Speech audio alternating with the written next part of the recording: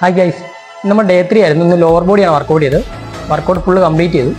അപ്പോൾ ഇന്നത്തെ ടോപ്പിക് എന്ന് പറയുന്നത് PCOD PCOS ആണ്. PCOD എന്ന് പറഞ്ഞാൽ നിങ്ങൾക്ക് എല്ലാവർക്കും അറിയാം, കോമൺ ആയിട്ട് എല്ലാ ലേഡീസിലും കാണുന്ന ഒരു മെയിൻ ആയിട്ടുള്ള ഒരു ലൈഫ് സ്റ്റൈൽ ഡിസീസാണ് PCOD എന്ന് പറയുന്നത്, അല്ലെങ്കിൽ PCOS എന്ന് പറയുന്നത്.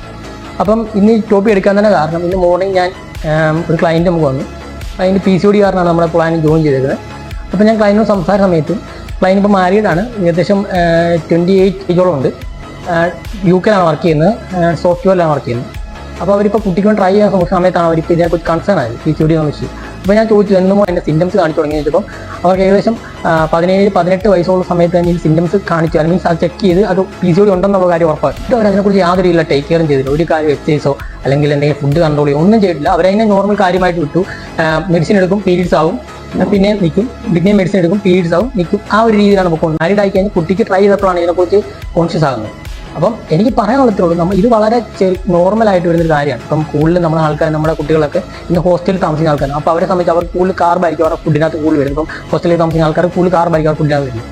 അപ്പം അങ്ങനെ സമയത്ത് നിങ്ങൾ പ്രോട്ടീൻ്റെ മറ്റ് ഹെൽത്ത് ഇഷ്യൂസും മറ്റ് കാര്യങ്ങൾ കൊണ്ടുമൊക്കെയാണ് ഇത് വരുന്നത്. നിങ്ങൾ വിചാരിച്ചാൽ, അല്ലെങ്കിൽ നിങ്ങൾ ഇത് കണ്ടു ഇതിൻ്റെ സിംറ്റംസ് കാണിക്കുന്ന സമയത്ത് തന്നെ നിങ്ങൾ അതിന് വേണ്ടിയുള്ള കാര്യങ്ങൾ ചെയ്യാൻ നോക്കും. നിങ്ങൾ ഫുഡ് കൺട്രോൾ ചെയ്യുക, അതേപോലെ നിങ്ങളുടെ എക്സസൈസ് സ്റ്റാർട്ട് ചെയ്യുക. അങ്ങനെ ചെയ്യാൻ തുടങ്ങിയാൽ നിങ്ങൾക്ക് വളരെ പെട്ടെന്ന് തന്നെ ക്യൂർ ചെയ്തെടുക്കാൻ പറ്റും. മാക്സിമം എല്ലാവരും ആൾക്കാരും ചെയ്യുക. ഇതെന്തെങ്കിലും ഡൗട്ട്സോ കാര്യങ്ങളോ ഉണ്ടെങ്കിൽ DM-ലോ മെസ്സേജ് അയച്ചാൽ ഇതിനെങ്ങനെയാണ് ഇതിൻ്റെ ഫുഡ് നമ്മൾ തയ്യാറാക്കേണ്ടത്, ഏത് രീതിയിലുള്ള വർക്കൗട്ട്സ് ആണ് ഇതിന് ചെയ്യേണ്ടതെന്നുള്ള കാര്യമൊക്കെ നമ്മൾ പറഞ്ഞു തരും.